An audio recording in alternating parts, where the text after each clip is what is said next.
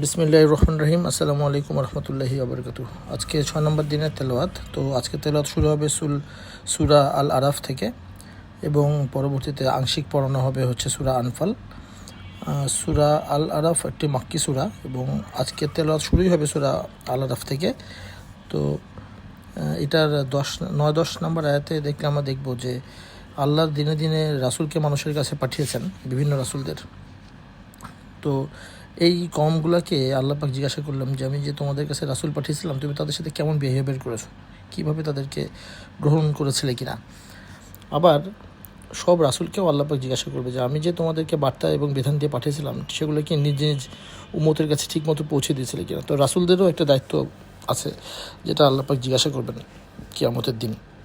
এবং আমরা রিলেট করতে পারি যে রাসূলুল্লাহ সাল্লাল্লাহু আলাইহি ওয়াসাল্লাম কিন্তু এই বিদায় হজে এভাবে বলেছিলেন যে আমার উপর যে বার্তা এবং বিধান আল্লাহ দিয়েছেন আমি তোমাদের কাছে কি পৌঁছে দিতে পেরেছি, তোমরা সাক্ষী দাও। তখন কিন্তু জনগণ বলে হ্যাঁ আপনি পেরেছেন। তখন উনি আকাশের দিকে আঙুল তুলে বললেন যে আল্লাহ ওরা সাক্ষী থাকলো। তো সেটা এখানে আল্লাহ পাক বলেছেন যে রাসূলদেরকেও জিজ্ঞাসা করা হবে যে তার উম্মতের কাছে কি তার আল্লাহর বার্তা বিধানগুলো ঠিকমতো পৌঁছে দেওয়া হয়েছিল কিনা। এর পরবর্তীতে সূরা 11 থেকে 25 নম্বর আয়াতের মধ্যে যদি আমরা দেখি, এখানে আদম আলাইহিস সালামের সৃষ্টি, ইবলিশ এবং আদম আলাইহিস সালামের স্বর্গ থেকে বা বেহেশত থেকে বের হয়ে যাওয়ার যে কাহিনী সেটা আবার আসছে। তো এখানে আরেকটু ডিটেলস করে বলা আছে যে যখন আদম আলাইহিস সালামকে সবাইকে বলা হলো যে আদম আলাইহিস সালামকে সিজদা করতে, তখন শয়তান সিজদা করলো না। তো আল্লাহ বললো যে তুমি কেন সিজদা করলে না। তখন শয়তান বললো যে ও তো মাটির তৈরি, আমি আগুনের তৈরি।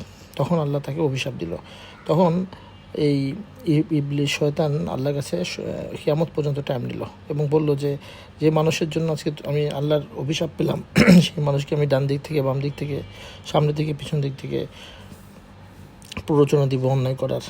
তখন আল্লাহ বললেন যে হ্যাঁ তুমি যদি তাদেরকে প্ররোচনা দেবে এবং যারা এই প্ররোচনা শুনবে তাদেরকে দিয়েই আমি জাহান্নাম পূর্ণ করব।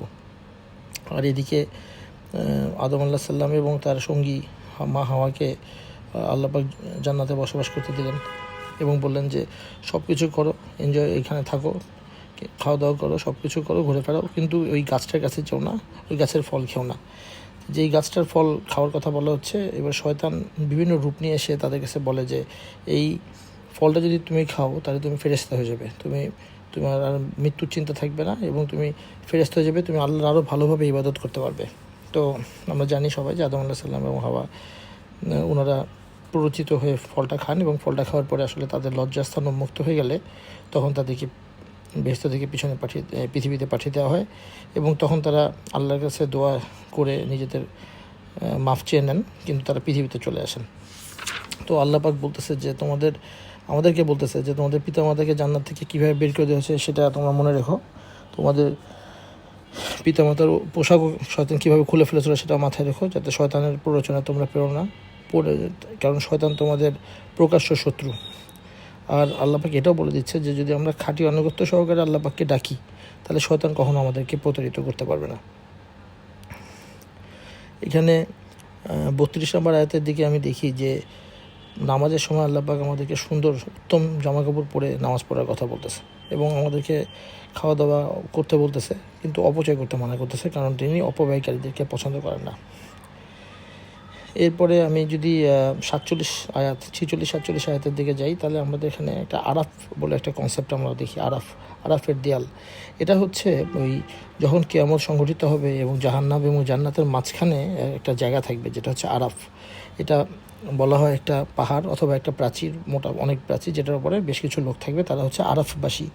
তো এই আরাফবাসীরা কারা, এটা নিয়ে অনেক রকম মত আছে। অনেকে বলে হচ্ছে এরা নবী রাসূলরা, অনেকে বলে হচ্ছে সেই সমস্ত শহীদরা যারা আল্লাহর রাস্তায় যুদ্ধ করে শহীদ হয়েছে কিন্তু তাদের কোনো একজন মা বা বাবা তারা কেউ একজন এই তাদের পারমিশন না নিয়ে জেহাদে গেছিলো আর কি, এরকম বলা হয়। বিভিন্ন রকম কনসেপ্ট আছে, বাট যেটা আমরা বুঝতে পারি যে আরববাসীরা শুরুতেই জান্নাত বা জাহান্নাম ওনারা এখানে ওয়েট করবে, জান্নাত বা জাহান্নামে ঢুকবে না। জান্নাতবাসী এবং জাহান্নামবাসীরা তাদের ঢুকে যাওয়ার পরে তারা ঢুকবে। এবং আরেকটা কনসেপ্ট বলা হয় যে আরববাসীরা হচ্ছে সেই সমস্ত লোক যাদের পাপ এবং পুণ্য একদম সমান সমান, সো তারা ওখানে অবস্থান করবে এবং জান্নাত জাহান্নাম কমপ্লিট সব লোকজন ঢুকে যাওয়া সম্ভব হয়ে গেলে এনারা আরববাসীরা তারপরে যে জান্নাতে ঢুকবে।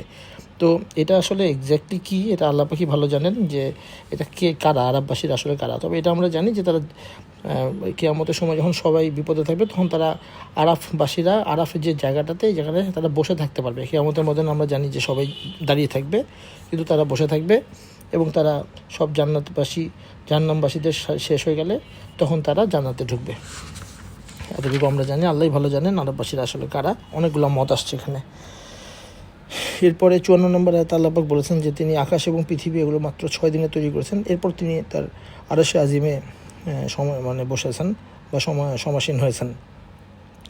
এরপরে আমরা পড়ি স্পষ্ট, এই জিনিসটা আমাদের জানা উচিত। আমাদের অনেক সময় মসজিদের ইমামরা বলে যে আপনারা আল্লাহকে ডাকবেন কানতে কানতে, কান না আসলে কান ভান করে ডাকবেন। তো আমি এই আয়াতটা খুঁজে পেলাম যে তোমরা তোমাদের রবকে ডাকো কান্না জড়িত কণ্ঠে ও চুপে চুপে, আল্লাহকে ডাকো আশা ও ভয় নিয়ে। তো আসলে এটা খুব ইম্পর্টেন্ট যে আল্লাহর কাছে আমরা কেঁদে কান্না করে এবং একাকিত্বে আমরা আল্লাহকে ডাকবো। এটার পারফেক্ট টাইম হচ্ছে আসলে তাহাজ্জুদ। এরপরে আল্লাপাক বেশ কয়েকটা কওমের কথা বলেছেন এবং কীভাবে ওই সমস্ত কওমকে আল্লাপাক ধ্বংস করে দিয়েছেন সেগুলো বলেছেন। নূহ আলাইহিস সালামের কথা বলা হয়েছে, আমরা সবাই জানি নূহ আলাইহিস সালামের একটা বড় নৌকা ছিল। এই নৌকাতে যারা ঈমান এনেছিল তারা উঠেছিল, আর বাকি সবাইকে আল্লাহ মহাপ্রলয় দিয়ে ধ্বংস করে দেন। নূহ আলাইহিস সালাম বারবার তার কওমের কাছে বলার পরেও যখন তারা বলতো যে না তুমি মিথ্যা বলছো, তখন নূহ আলাইহিস সালাম একবার আল্লাহর কাছে যখন বদদোয়া করেন তখন আসলে এই মহাপ্রলয় ঘটে। এরপরে আমরা দেখতে পারি যে আদ জাতির সাথেও সেম জিনিস হয়েছে। আদ জাতির কাছে যে নবী গেছিলেন তার নাম ছিল হুদ। তো হুদ আলাইহিস সালাম যখন ইসলামের দাওয়াত দিলেন, এই আদ জাতি যারা কিনা শারীরিকভাবে বেশ বড় ছিল তারা স্বাভাবিকভাবেই অস্বীকার করলো এবং পরবর্তীতে বললো যে তুমি যে সমস্ত আযাবের ভয় দেখাচ্ছ, যদি তুমি পারো হুদ তাহলে এগুলো নিয়ে আসো, তাহলে না আমরা বিশ্বাস করবো। তো যে আল্লাহ পাক তারপরে তাদেরকে ধ্বংস করে দেন, কিন্তু হুদ আলাইহিস সালাম এবং তার সঙ্গীরা তারা বেঁচে থাকেন। এরপরে যে সম্প্রদায়ের কথা বলা হয়েছে সেটা হচ্ছে সামুদ সম্প্রদায়। সামুদ সম্প্রদায়ের কাছে আল্লাহর রসুল সাল্লাল্লাহু আলাইহি সাল্লাম গিয়েছিলেন। তো এইখানে এই এই সামুদ জাতিকে আল্লাহ পাক তারা সাল্লাল্লাহু আলাইহি সাল্লামের কাছে বললো যে তুমি যে নবী সেটা প্রমাণ করো। তখন আল্লাহ পাক বললো ঠিক আছে, আমার পক্ষ থেকে আমরা একটা উট পাঠাচ্ছি, এই উটটার তোমরা কোনো ক্ষতি করো না, এটা আল্লাহর উট। তো এই উটটা আসলো, স্পষ্ট প্রমাণ যে আল্লাহ পাঠিয়েছে, কিন্তু তারা কি করলো, উটটাকে মেরে ফেললো। তো পরবর্তীতে এই অন্যায় করার কারণে আদ জাতিকে আল্লাহ পাক ধ্বংস করে দেন। আদ জাতির একটা স্পেশালিটি ছিল যে তারা খুব সুন্দর করে প্রাসাদ নির্মাণ করতো। তাদের যে কমটা প্রাসাদ নির্মাণ করতে পারতো, পাহাড়ের উপরে বড় বড় বাড়ি তৈরি করতে পারতো। যাই হোক, সব কিছু আল্লাহ পাক ধ্বংস করে দেন।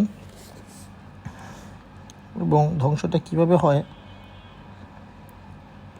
সেটা হচ্ছে সম্ভবত ভূমিকম্প। হ্যাঁ, ভূমিকম্প হয়ে এই জাতি সব কিছু ধ্বংস হয়। এরপরে যদি আমরা দেখি, এরপরে লূত আলাইহিস সালামের কথা আছে। আমরা সবাই জানি যে লূত আলাইহিস সালামের সময় ছেলেদেরকে বিয়ে করতো। ছেলেরা আসলে হোমোসেক্সুয়াল ছিল। তো ওটা একটা অনেক বড় অন্যায় এবং তখন লূত আলাইহিস সালাম অনেক মানা করার পরেও এই কাজে তারা এনগেজ ছিল এবং আল্লাহর দাওয়াত মানতে ছিল না। পরবর্তীতে তাদেরকে পাথরের বৃষ্টি দিয়ে সম্পূর্ণভাবে ছিন্নভিন্ন করে দেওয়া হয়। এরপরে আরেকটা কওমের কথা বলা হয়েছে, এটা হচ্ছে মাদাইন। এই মাদাইন কওমের জন্য আল্লাহ পাক শুআয়ব আলাইহিস সালামকে পাঠিয়েছিলেন। তো শুআয়ব আলাইহিস সালামের দাওয়াতও তারা বড় অন্যান্য কওমের মতো অস্বীকার করে। পরবর্তীতে তাদেরকেও ভূমিকম্প দিয়ে ধ্বংস করে দেওয়া হয়। এই ঘটনাগুলো আমরা এখান থেকে জানতে পারি। এরপরে খুব ইন ডিটেলে মুসা আলাইহিস সালামের কাহিনীটা আছে। তো আজকে অডিওটা একটু বড় হয়ে যাবে, তা আমি একটু মুসা আলাইহিস সালামটা যতটা তাড়াতাড়ি পারি আমি একটু বলি। এখান থেকে আসলে একদম 100 থেকে নিয়ে টানা 100 থেকে নিয়ে টানা হয়তো বা 171 আয়াত পর্যন্ত মুসা আলাইহিস সালামের সম্পূর্ণ ঘটনাটা বর্ণনা করা হয়েছে। আমরা একটু কুইকলি বলি, যদি সবাই আমরা জানি তারপরে বলি। সেটা হচ্ছে যে মুসা আলাইহিস সালাম আসলে বনি ইসরায়েলেরই একটা সন্তান ছিলেন। তো বনি ইসরায়েল যখন মুসা আলাইহিস সালাম জন্ম নেবেন তার আগে দিয়ে বনি ইসরায়েল অলরেডি তখন ইজিপ্টে থাকতো আর কি, ইজিপ্টে থাকতো এবং আসলে ইজিপশিয়ানদের আন্ডারে থাকতো। তাদের অবস্থা খারাপ হয়ে গেছিলো, তারা ইজিপশিয়ানের আন্ডারে থাকতো। তো ইজিপশিয়ানদের আন্ডারে এই বনি ইসরায়েলরা থাকতো।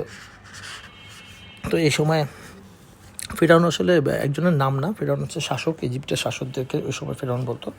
তো ওই সময় যে শাসক ছিল সে একটা স্বপ্ন দেখে যে এই তাদের যে এখানে যে তাদের দাস টাইপের ভাবে রাখা যে ইসরায়েলিরা, এই ইসরায়েলিদের মধ্যে থেকে কেউ একজন তাকে হত্যা করবে। এটা দেখে সে তার সভাসদদের সাথে আলাপ করে সকল ছেলে বাচ্চা মেরে ফেলার আদেশ দেয়। তো মুসা আল্লাহ সাল্লামের যে আম্মা ছিলেন তার অলরেডি তখন একটা ছেলে ছিল, তার নাম হচ্ছে হারুন আল্লাহ সাল্লাম। আল্লাহ সাল্লাম বলতেছি কারণ পরবর্তীতে উনি নবী হন। তো হারুন হওয়ার পরে তখন উনি যখন এই আদেশ আসে যে ছেলে বাচ্চা হলে মেরে ফেলতে হবে, তখন ওনার পেটে বাচ্চা থাকে, সেটা আসলে মুসা আলাইহিস সালাম। তখন যখন ওর বাচ্চা হয় দেখে ছেলে, তখন উনি যেটা করেন যে বাচ্চাটাকে নীল হ্রদে একটা ছোটো একটা ভেলার মতো বানিয়ে ওখানে ভাসিয়ে দেন বাচ্চাটাকে বাঁচানোর জন্য আর কি। তো এটা আবার ভেসে ভেসে আসে কোথায়, এই ফেরাউনের যে প্রাসাদ থাকে, ফেরাউনের যে ওয়াইফ আসিয়া, উনি তখন নদীর পাড়ে বসেছিলেন, ওনার সামনে বাচ্চাটা আসলে উনি বাচ্চাটার সাথে খুব ভালো বন্ডিং করেন এবং ফেরাউনকে বলে যে বাচ্চা আমার, এটা আমি পালবো। তো এদিকে এই বাচ্চাকে তো নার্চার করতে হবে, বাচ্চাকে দুধ খাওয়াতে হবে, এর জন্য খুঁজে আবার মুসা আলাইহিস সালামের যে আপন মা তাকে নিয়ে আসা হয়। তো এইভাবে আল্লাহ পাক মুসা আলাইহিস সালামকে তার মায়ের সাথে রিউনাইট করে দেন। আবার ফেরাউনের প্রাসাদেই উনি বড় হতে থাকেন। পরবর্তীতে মুসা আলাইহিস সালাম যখন ম্যাচিউর হন, উনি খুবই সৎপরায়ণ লোক ছিলেন। তো এর মধ্যে সবসময় ইজিপশিয়ানরা ইসরায়েলের উপরে অত্যাচার করতো, স্বাভাবিক, কারণ হচ্ছে তখন ইসরায়েলরা হচ্ছে বন্দি বা দাস টাইপের, আর ইজিপশিয়ানরা হচ্ছে সুপিরিয়র। আর মুসা আলাইহিস সালাম কিন্তু ইজিপশিয়ান প্যালেসেই বড় হয়েছেন, ফেরাউনের প্যালেসে বড় হয়েছেন। তো রাস্তায় একদিন উনি দেখেন যে এক ইজিপশিয়ান এক ইসরায়েলিকে ঝগড়া হচ্ছে দুজনের মধ্যে। তো ঝগড়া হতে উনি ইসরায়েলের লোকের পক্ষ নিয়ে ইজিপশিয়ানকে একটা চর মারেন। তো চর মারার সাথে সাথে মুসা আলাইহিস সালাম যেহেতু শারীরিকভাবে অত্যন্ত শক্তিশালী ছিলেন, সাথে সাথে ওই ইজিপশিয়ানটা মারা গেলে ঘটনাটা তখনও জানাজানি হয় না। কিন্তু পরের দিনই যখন মুসা আলাইহিস সালাম আবার রাস্তাতে যান, দেখেন যে ওই সেম ইসরায়েলি আরেকজন ইজিপশিয়ানের সাথে ঝগড়া করতেছে। তখন মুসা আলাইহিস সালাম বলে যে তুমি কি তাহলে এরকম ঝগড়াটাই তোমার জন্য গতকালকে একটা ইনসিডেন্ট হলো, তুমি কি সবসময় এরকম ঝগড়া করে বেড়াও? তখন ওই ইসরায়েলি লোক মুখ ফুটে বলে ফেলে যে আপনি কি তাহলে গতকালকে যেমন ইজিপশিয়ানটাকে মেরেছেন আজকে কি আমাকে মেরে ফেলবেন? এই কথাটা বললে, এই কথাটা তখন ওখানে যে ইজিপশিয়ান দাঁড়িয়ে ছিল সে শুনে ফেলে এবং এই ঘটনাটা জানাজানি হয়ে যায়। এবং জানাজানি হয়ে গেলে তখন ফেরাউনের যে লোকজন আছে তারা আসলে মৃত্যুদণ্ড দেওয়ার জন্য মুসা আলাইহিস সালামকে খুঁজতে থাকে। মুসা আলাইহিস সালাম তখন ভয় পান এবং উনি পালিয়ে যান। তো উনি পালিয়ে কোথায় যান, উনি বলা আছে যে উনি 8 দিন ধরে আর কি হেঁটে ওখান থেকে রাতের বেলা ট্রাভেল করতেন, দিনের বেলা লুকিয়ে থাকতেন। এভাবে উনি একটা জায়গায় আসেন, জায়গাটার নাম সম্ভবত সিনাইতে আসেন এবং এখানে এসে দেখেন যে দুইটা মেয়ে তারা এক পাশে দাঁড়িয়ে আছে আর সবাই তাদের ভেড়ার জন্য পানি দিচ্ছে, কিন্তু তারা নিতে পারতেছে না। তখন যে বলে আমি কি তোমাদেরকে কোনো হেল্প করতে পারি? তখন মেয়ে দুটা বলে যে আসলে এখানে অনেক পুরুষ মানুষ, আমরা ধাক্কাধাক্কি করে পানি আনতে পারতেছি না, আপনি যদি একটু পানি এনে দেন আমাদের সুবিধা হবে। তো মুসা আলাইহিস সালাম ওনাদেরকে পানি এনে দিলে মেয়ে দুইটা নর্মাল যে টাইমে বাসায় যায় তার থেকে অনেক আগে বাসায় পৌঁছায়। ইন্টারেস্টিংলি এই মেয়ে দুটার যে বাবা ছিলেন তার অনেক বৃদ্ধ ছিলেন, কিন্তু উনি একজন নবী ছিলেন। তো উনি আবার মেয়েদেরকে জিজ্ঞাসা করে তোমরা আজকে কীভাবে এত তাড়াতাড়ি আমাদের বাসায় ফিরে আসতে পারলে কীভাবে? তখন বলে যে এরকম একটা লোক আছে, সে আমাদেরকে এরকমভাবে হেল্প করেছে। তখন ওই বৃদ্ধ লোক মুসা আলাইহিস সালামকে বাসায় দাওয়াত দেয় এবং পরবর্তীতে আসলে যখন মেয়েটা যে মুসা আলাইহিস সালামকে নিয়ে আসতেছিল তখন মুসা আলাইহিস সালাম এতটা আসলে সৎপরায়ণ ছিলেন এবং রাইটিয়াস ছিলেন যে উনি বলেন যে মেয়েটাকে বলেন যে আমি সামনে হাঁটতেছি, তুমি আমার পিছে হাঁটো, যাতে তোমার শরীরের অবয়ব আমার চোখে না পড়ে। তো এই কথাগুলো শোনার পরে ওই মেয়ের বাবা অত্যন্ত ইমপ্রেস হন এবং মেয়ের সাথে মেয়ের সাথে মুসা আলাইহিস সালামের একটা বিয়ে দেন আর একটা চুক্তি করেন যে তুমি 8 বছর আমার এখানে থাকবে, আমাদেরকে কাজে হেল্প করবে। তো মুসা আলাইহিস সালাম টানা 10 বছরই আসলে থাকেন এখানে এবং পরবর্তীতে ওনার মনের মধ্যে ইজিপ্টে ফিরে যাওয়ার একটা ইচ্ছা জাগে। তো উনি ওনার ওয়াইফকে নিয়ে ইজিপ্টের দিকে রওনা দেন। এটা 10 বছর পরের কথা। রাস্তার মধ্যে উনি একবার রাস্তা হারিয়ে ফেলেন। রাস্তা হারিয়ে উনি তারপরে আল্লাহর কাছে হেল্প চান যে আমি আসল জায়গায় যেতে পারি। তখন উনি আস্তে আস্তে তুর পাহাড়ের কাছে আসেন এবং পরবর্তীতে উনি তুর পাহাড়ের কাছে আসার পরে উনি দূরে একটা আগুনের মতো দেখতে পান। তখন তিনি ওয়াইফকে বলে যে তাহলে আমি একটু আগুন জ্বালিয়ে নিয়ে আসি। তখন উনি আগুনের ওই আলোর কাছে গেলে আল্লাহ ডাইরেক্ট ওনার সাথে কথা বলেন এবং ওনাকে আল্লাহ বলে যে দেখো, ফেরাউনের কাছে যাচ্ছ তুমি, ফেরাউনের কাছে তুমি যে বলবা আমার আসল পরিচয় বলবা, মানে তুমি আল্লাহর রাসূল এটা বলবা, আর আমি তোমাকে 2টা জিনিস দিচ্ছি, সেটা হচ্ছে তোমার হাতে লাঠিটা ফেলে দাও। তো মুসা আলাইহিস সালাম ফেলে দেন। ফেলে দেওয়ার পরে দেখাটা অনেক বড় সাপ হয়ে যায়, আবার ধরলে ওটা লাঠি হয়ে যায়। আল্লাহ বলে এটা তোমাকে আমি একটা মজেজা দিলাম। সেকেন্ড মজেজা দেয় হচ্ছে উনি ওনার ডান হাত বাম বগলের নিচে দিলে বার করলে ওটার মধ্যে খুব সুন্দর একটা আলোর মতো জ্বলতো। এই 2টা জিনিস দিয়ে বলে যে তুমি যে ফেরাউনের সাথে কথা বলো। তো এরপরে মুসা আলাইহিস সালাম যখন ইজিপ্টে ব্যাক করার পরে উনি আল্লাহর কাছে দোয়া করেন যে আল্লাহ আমার সাথে, যেহেতু মুসা আলাইহিস সালাম একটু তোতলা ছিলেন, তো ওনার কথা বলতে অসুবিধা হতো, তো উনি বলতেন যে আল্লাহ আমার সাথে আমার ভাই হারুন আলাইহিস সালামকেও যোগ করে দেওয়া নবুতে। আল্লাহ পাক এই দোয়াটা ওনার কবুল করেন। তো মুসা আলাইহিস সালামের সময় হারুন আলাইহিস সালামও নবী হিসেবে মুসা আলাইহিস সালামের সাথে কাজ করেছেন। এর পরবর্তীতে যখন ফেরাউনের কাছে যান মুসা আলাইহিস সালাম, ফেরাউন তো মানে যেখানে ফেরাউন নিজেকেই আসলে গড মনে করে, সেখানে মুসা আলাইহিস সালামের কথা তো উনি শুনতোই না। তারপরে তখন মুসা আলাইহিস সালামের সাথে একটা জাদুর প্রতিযোগিতা হয়, সব জাদুঘররা এখানে আসে। ওই সময় আসলে জাদুর খুব চল ছিল, এই কারণে মোজেজাটা মুসা আলাইহিস সালামের মোজেজাটা এরকম জাদুকরের মোজেজা ছিল আর কি। তো যখন সব জাদুকররা আসে, সব জাদুকররা তাদের হাতে লাঠি ফেলে দিলে সবগুলো সাপ হয়ে যায়। মুসা আলাইহিস সালাম সবার পরে লাঠিটা ফেললে এটা অনেক বিশাল আকারের সাপ হয় এবং প্রত্যেকটা সাপ মানে জাদুকরদের সাপকে খেয়ে ফেলে। তখন জাদুকরের একটা রিয়েলাইজ করে যে এটা কোনোভাবেই কোনো নর্মাল জাদুকর না, এটা অবশ্যই আল্লাহর কোনো রাসূলের কাজ। তখন তারা সবাই বলে যে মুসা যার ইবাদত করে আল্লাহ, আমরা সবাই তার জন্য সিজদা দেব। এবং দিয়ে দেওয়া তারা সবাই সিজদা দিলে ফেরাউনের মাথা আরও গরম হয়ে যায়, কারণ সবার সামনে সে যাচ্ছিল মুসা আলাইহিস সালামকে হারাতে। তার মাথা গরম হয়ে যায়। তখন সে বলে যে না, মুসা মনে হয় রাতের বেলা সব জাদুঘরকে নিজের দলে নিয়ে আসছে, এদের সব জাদুঘরের ডান হাত আর বাম পা কেটে ফেলো। এভাবে ফেরাউন জাদুঘরগুলোকে মেরে ফেলে। টাইম টু টাইম মুসা আলাইহিস সালাম ফেরাউনকে বারবার আল্লাহর দাওয়াত দিলেও ফেরাউন কখনোই শোনে না এবং মুসা আলাইহিস সালাম একটার পর একটা দুর্যোগ আল্লাহর কাছে দোয়া করে এর কাছে দিত। যেমন নীল হ্রদের পানি পুরোটা লাল হয়ে গেছিল, তারপরে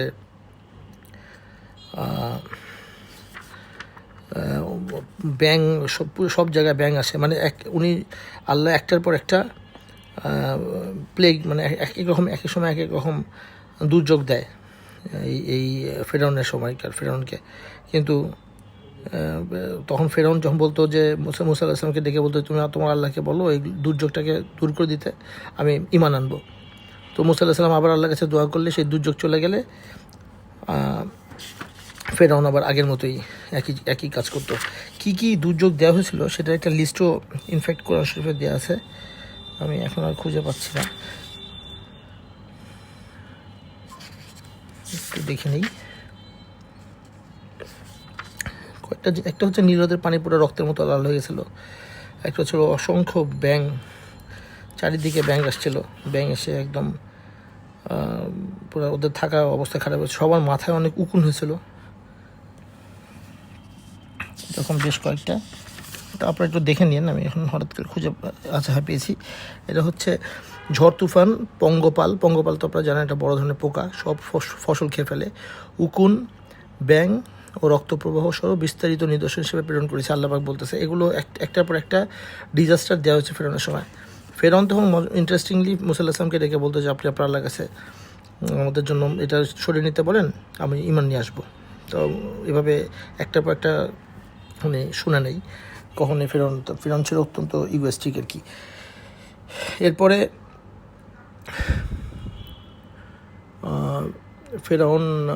ফেরাউনের পর আমরা জানি যে মুসা আলাইহিস সালামের সবসময় লাস্টের দিকে দাবিটা ছিল এরকম যে ঠিক আছে তুমি ঈমান আনো আর না আনো, আমার যে ইসরায়েলের লোকজন আছে এদেরকে নিয়ে আমাকে এখান থেকে চলে যেতে দাও। তো ফেরাউনটা শুনতো না। পরে মুসা আলাইহিস সালাম আসলে তার ইসরায়েলের লোকজনদেরকে নিয়ে এখান থেকে পালা যেতে থাকেন। তখন আমরা ফেমাস ঘটনাটা জানি যে নীল হ্রদের মাঝামাঝিতে নীল হ্রদের এপারে আসলে পিছনে ফেরাউনের বাহিনীও আসে এবং নীল হ্রদের পানি দুই পাশে চলে গেলে সরে গেলে মুসা আলাইহিস সালাম তার কমকে নিয়ে পার হতে থাকেন এবং ঠিক ওটার মাঝামাঝি বরাবর যখন ফেরাউন আসে তখন পানি আবার এসে ফেরাউনকে ডুবিয়ে মেরে ফেলে। তো এরপরে ওই পাশে যাওয়ার পরে আমরা মুসা আলাইহিস সালামের কম খুব দুর্দশার মধ্যে পড়ে, খাওয়া দাওয়া নেই, কিছু নেই। তখন আল্লাহর কৃপাতে তারা মান্না সালোয়া পায় এবং মান্না সালোয়া খেয়ে তারা জীবনযাপন করতে থাকে। পরবর্তীতে একটা ওই মুসা আলাইহিস সালামের যে শ্বশুরবাড়ি ছিল আর কি, ওইখানে আসলে পুরো কমকে নিয়ে আসে উনি এবং এসে বলে যে আমি 40 দিনের জন্য আল্লাহর সাথে দেখা করতে যাব, তুর পাহাড়ে যাব। তো উনি দায়িত্ব হারুন আলাইহিস সালামের উপর দিয়ে উনি ওখানে যান, এই তুর পাহাড়ের উপরে। তো তুর পাহাড়ের উপর উনি যখন যান, আল্লাহ পাক ওনাকে কয়েকটা পাথরের ফলকে আল্লাহর কিছু উপদেশ এবং বিধি লিখে দেন, যেটাকে মনে 10 কমান্ডমেন্ট বলে আর কি ইহুদিরা, বাট আমাদের 10 কমান্ডমেন্ট এভাবে মুসলমানরা বলে না। তো এখানে বলা আছে যে কিছু ফলকে আল্লাহ পাক সর্বপ্রকার উপদেশ, হিদায়াত এবং রহমতের ব্যাপারে সব কিছু বিস্তারিত লিখে দেন। এগুলোকে নিয়ে মুসা আলাইহিস সালাম পাহাড় থেকে ব্যাক করে এসে দেখেন যে হারুন আলাইহিস সালামের যে দায়িত্ব দিয়ে গেছিলো ওখানকার যে লোকজন, তারা হারুন আলাইহিস সালামের এই যে তাওহীদের উপর না থেকে তারা সমস্ত তাদের যে ধাতু ছিল, গহনা ছিল, এগুলোকে গলিয়ে একটা বাছুরের মতো মূর্তি বানিয়েছে এবং বানিয়ে ওটাকে পূজা করতেছে। তো এটা দেখে আসলে মুসা আলাইহিস সালাম প্রচণ্ড রাগ হন, কারণ এত সবার ইমান আনিয়েছিলেন, এসে দেখে আবার পূজায় চলে গেছে। তো উনি হারুন আলাইহিস সালামের চুল দাড়ি টেনে তাকে পিটান এবং উনি রাগের চোটে ওনার হাতে যে ফলকগুলো নিয়ে আসছেন আল্লাহর কাছ থেকে সেগুলো ছুঁড়ে পারেন। তারপরে আস্তে মুসা আলাইহিস সালামের যখন রাগ কমে যায় তখন তিনি এই ফলকগুলো উঠান এবং তিনি তার কমের পক্ষ থেকে সবার কাছে আল্লাহর কাছে মাপ চান এবং সবাইকে নিয়ে আল্লাহর কাছে মাপ চাইলে আল্লাহ মাপ করেন। এরও পরবর্তীতে মুসা আলাইহিস সালামের কিছু লোক, যেহেতু মুসা আলাইহিস সালাম ইন দ্য মিন টাইম মুসা আলাইহিস সালাম যখন আগের বার তুর পাহাড়ে গিয়েছিল ওই 40টা কমান্ডমেন্ট নিয়ে আসতে, এই ফলকের মধ্যে কমান্ডমেন্ট নিয়ে আসতে আর কি। তো তখন উনিও আল্লাহকে দেখতে চান। তো আল্লাহ বলে যে তুমি দেখতে পারবে না, তুমি এই পাহাড়ের দিকে দেখো, ওই পাহাড়ি আমার অবস্থাটা কী হয় দেখো, আমি যদি দৃশ্যমান হতে চাই। তো পাহাড় সম্পূর্ণ গুঁড়া হয়ে যায়। তখন মুসা আলাইহিস সালাম বলে যে আল্লাহকে খালি চোখে দেখা সম্ভব না। তো এই ঘটনা যখন মুসা আলাইহিস সালাম পাহাড়ের নিচে এসে তার কমকে বলে, কমের লোকজনের মধ্যে থেকে প্রায় 70 জনের মতো তারাও অ্যাডামেন্ট হয় যে তারা আল্লাহকে দেখবে। তো মুসা আলাইহিস সালাম এত মানা করে, কিন্তু তারা তারপরও এই অডাসিটি দেখায় যে তারা আল্লাহকে দেখতে চায়। তো পরবর্তীতে আল্লাহ তাদের সবাইকে মৃত্যু দান করেন। পরে মুসা আলাইহিস সালাম তাদের কাছে আল্লাহর কাছে মাপ চান এবং বলেন যে আল্লাহ, আমিও তো দেখতে চেয়েছিলাম, আমাকে যেহেতু মারেন নেই, এদেরকেও মাফ করে দেন। তো তখন আল্লাহ আবার এই 70 জনকে জীবিত করে দেয়। এই সম্পূর্ণ ঘটনার পরে 152 থেকে 157 আয়াতের মধ্যে পাবেন। ইন দ্য মিন টাইম যখন নীলরথ পার হয়ে আসছিল, আগের কথা, নীলরথ পার হয়ে ওই পাশে আসছিল, তখন খাওয়া দাওয়ার যে সমস্যা ছিল মান্না সালোয়া, সেটা দিয়ে আল্লাহ পাক তাদেরকে হেল্প করেন এবং তারপরে মুসা আলাইহিস সালাম তার লাঠি দিয়ে পাথরে আঘাত করলে প্রায় 12টা ঝর্ণা তৈরি হয়, যে 12টা ঝর্ণা থেকে তারা পানি খেত। এটা আল্লাহ মনে করে দিয়েছেন। এরপরে সূরার 165 নম্বর আয়াতের দিকে আবার সেই ঘটনার একটু ইঙ্গিত দেওয়া হয়েছে, যেটা আমরা আগেই বলেছি আগের তেলাওয়াতে, যে কীভাবে ইহুদিদের একটা কম ইয়াংরা, বানর এবং যারা একটু ওল্ডার পিপল তারা শুকর হয়ে গেছিলো যে নিষিদ্ধ দিনে মাছ ধরার কারণে। সেই ঘটনাটা আবার রেফারেন্স দেওয়া হয়েছে। এরপরে একটা ইন্টারেস্টিং ঘটনা আছে, এটা হচ্ছে সূরা 172 থেকে 181 আয়াতের মধ্যে। সেটা হচ্ছে যে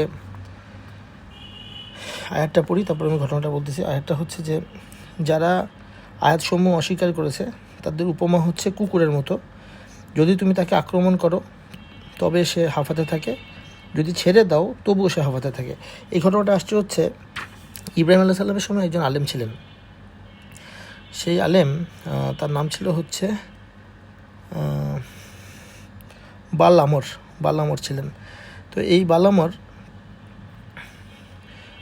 সে সব কিছু জানতো এবং এই তৌহিদের শিক্ষা সে জানতো, কিন্তু মুসা আলাইহিস সালাম পরবর্তীতে এসে যখন জাব্বারিন গোত্রের সাথে যুদ্ধ করতে যান, এই জাব্বারিনদের মধ্যে বালামর মুসা আলাইহিস সালামের বিরুদ্ধে দোয়া করেন। উনি কিন্তু অলরেডি আল্লাহর তৌহিদের শিক্ষিত ছিল, কিন্তু তারপরে মুসা আলাইহিস সালামের এগেনস্টে দোয়া করেন, কারণ উনি ওই জাব্বারিনরা এসে তাকে প্রচণ্ড টাকা পয়সা দিয়ে ঘুষ দেয়। ঘুষ দেওয়ার পরে উনি ইসলামের আসল শিক্ষা ভুলে যেয়ে মুসা আল্লাহ সাল্লামের এগেনস্টে দোয়া করেন আল্লাহ কাছে। তো এই ঘটনা যখন করেন তখন আল্লাহ তাকে অভিশাপ দেয় এবং পরবর্তী জীবনে তিনি সবসময় কুকুরের মতো হাঁপাতে থাকতো। তো এই ঘটনাটা এখানে আছে। এই প্রসঙ্গে আয়াত যেটা পড়লাম সেই আয়াতটা।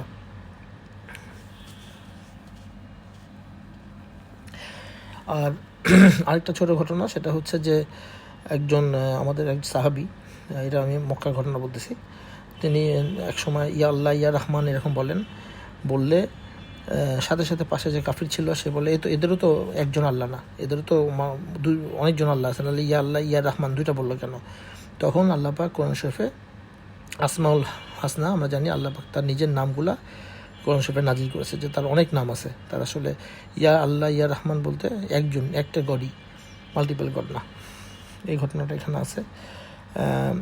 আরও বলা আছে যে কারো নামকে যাতে বিকৃত না করা হয়, এই কথাটাও এখানে বলা আছে। তারপরে এরপরে এই সূরা আল আরাফের একদম শেষ আয়াতে কিন্তু তেলাওয়াতে সিজদা আছে। যে আমরা যখন তারাবি পড়ি কিছু নামাজে আমাদের তো সিজদা দিতে হয় কিছু আয়াত পড়লে, তো এখানে একদম সূরা আল আরাফের শেষ আয়াতটা হচ্ছে সিজদার আয়াত। তো এটা একটু আমি বাংলাটা পড়ি। তুমি তোমার রবকে মনে মনে সবিনয়ে এবং অনুচ্চ স্বরে সকাল বিকাল স্মরণ করবে, এতে উদাসীন হবে না। তারা তার উপাসনায় বিমুখ হয় না এবং সদা তারই মহিমা ঘোষণা করে এবং তারই নিকটে সেজদা অবনত হয়। যেহেতু সেজদার কথা বলেছে, এরপর আমরা আরবিতে যখন পড়ি, আমরা কোরআন শরীফ পড়তে পড়তে এটা পড়লে আমরা সাথে সাথে সিজদায় যাই। এরপরে যেহেতু এটা একটা মাক্কি সূরা, এখানে যুদ্ধের কথা আছে এবং কাফিরদের বিরুদ্ধে যখন যুদ্ধ হবে তখন মুসলমানদের পৃষ্ঠ প্রদর্শন করা, আনলেস আমি যুদ্ধের একটা টেকনিক হিসেবে এটাকে ইউজ করতেছি, যে আমি আপাতত পিছিয়ে চলে যাচ্ছি কিন্তু পরবর্তীতে আমি আবার আসবো, এরকম না হলে পৃষ্ঠ প্রদর্শন অর্থাৎ পালিয়ে যাওয়া, এটা সম্পূর্ণ হারাম করা হয়েছে এই সূরার মাধ্যমে। আর বাই দ্য ওয়ে, আমি এখন সূরা আল আনফাল শুরু করেছি আর কি। সূরা আল আনফাল মানে আল আরাফে তো যে লাস্টে বললাম যে তেলাওয়াতে সিজদা ছিল, এরপরে আমি সূরা আল আরাফ শুরু করেছি। আল আরাফে এই কাহিনীটা বলা আছে, এই নির্দেশটা আছে যে মুসলমানরা কখনো যুদ্ধের ময়দানে পৃষ্ঠদেশ প্রদর্শন করবে না। আর আল্লাহ রাসূলের যখন কোনো কথা শুনবে কেউ, যাতে মনোযোগ দিয়ে শুনে, অমনোযোগী না হয়, সেটাও কোরআনে একটা নির্দেশ আসছে। এছাড়া কোরআন শরীফে এটাও বলা হয়েছে যে কুরাইশরা কিন্তু কাবার তত্ত্বাবধায়ক না, আসলে মুত্তাকি যারা তারাই আসলে কাবার তত্ত্বাবধায়ক। তো যখন আমরা, এটা তো মাক্কি সূরা, সরি এটা মাদানী সূরা, সো আমি ভুল বলেছি, আল আরাফ মাদানী সূরা। তো যখন মদিনাতে বিশেষ করে যারা মক্কার সাহাবীরা ছিলেন তাদের মন পড়ে থাকতো যে তাদের কাবা এটা তো পড়ে আছে কুরাইশদের হাতে, তো আল্লাহ পাক তাদেরকে এখানে সান্ত্বনা দিচ্ছে যে আসলে মুত্তাকি যারা তোমরাই আসলে কাবার তত্ত্বাবধায়ক, এবং ইঙ্গিতও করে যে আসলে পরবর্তীতে মুসলমানরা মক্কা জয় করবে। তো আজ এই পর্যন্তই। কালকে সূরা আল আনফালের বাকি অংশ থেকে তেলাওয়াত শুরু হবে। আসসালামু আলাইকুম ওয়া রাহমাতুল্লাহি ওয়া বারাকাতুহু।